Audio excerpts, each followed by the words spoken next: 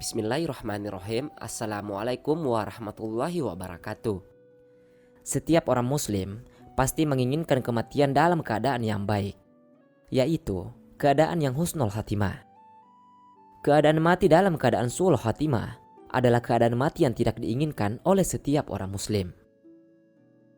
Karena bagaimanapun, manusia pasti menginginkan kematian dalam keadaan yang baik.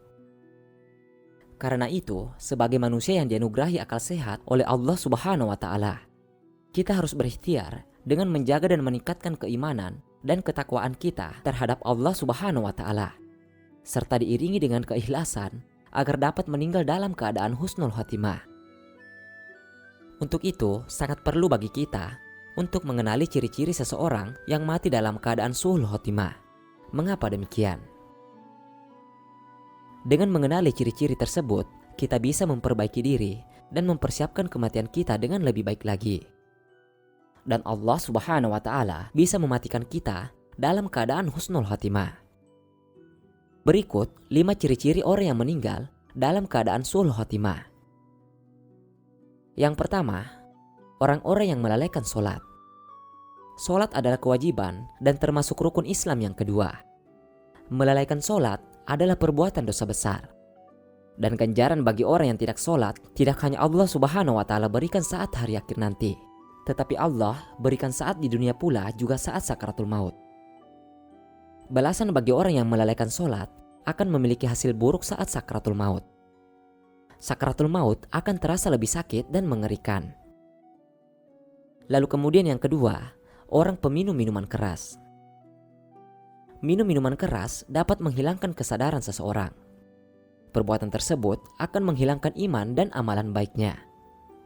Selain itu, meminum minuman keras akan menjadi kunci terbukanya semua keburukan. Jika segala keburukan telah tertanam pada diri seorang pemabuk, lalu bagaimana ia akan tertarik untuk melakukan kebaikan? Meminum minuman keras hanya akan menghiasi hidupnya dengan hal-hal yang buruk. Ingatlah, azab Allah Subhanahu wa Ta'ala sangatlah pedih. Kemudian yang ketiga, orang yang durhaka kepada kedua orang tua. Durhaka kepada kedua orang tua adalah perbuatan dosa besar. Durhaka kepada orang tua setara dengan menyekutukan Allah Subhanahu wa Ta'ala. Dan siksa orang yang durhaka kepada kedua orang tua akan terasa saat sejak di dunia hingga di akhirat nanti. Salah satu azab yang Allah Subhanahu wa Ta'ala berikan di dunia adalah dengan mati dalam keadaan yang tidak baik. Yang keempat, orang yang mensalimi sesama muslim yang lain. Menyakiti atau mensalimi sesama umat muslim sama saja dengan menyakiti diri sendiri. Perbuatan mensalimi orang lain biasanya dipacu karena rasa iri terhadap apa yang dimiliki orang lain. Allah akan memberikan azab terhadap orang yang mensalimi orang lain berupa kematian yang sangat mengerikan. Yang kelima, orang yang selalu melakukan dosa besar, keji, dan tidak bertaubat kepada Allah Subhanahu wa Ta'ala. Golongan orang-orang yang termasuk dalam kategori ini sudah terlihat jelas keburukannya. Sebab ia tidak pernah memohon ampun kepada Allah Subhanahu wa Ta'ala. Orang-orang yang demikian, asapnya telah terpampang nyata baik di dunia maupun di akhirat. Nauzubillahi min zalik. Semoga kita tidak termasuk golongan-golongan yang ada di dalamnya.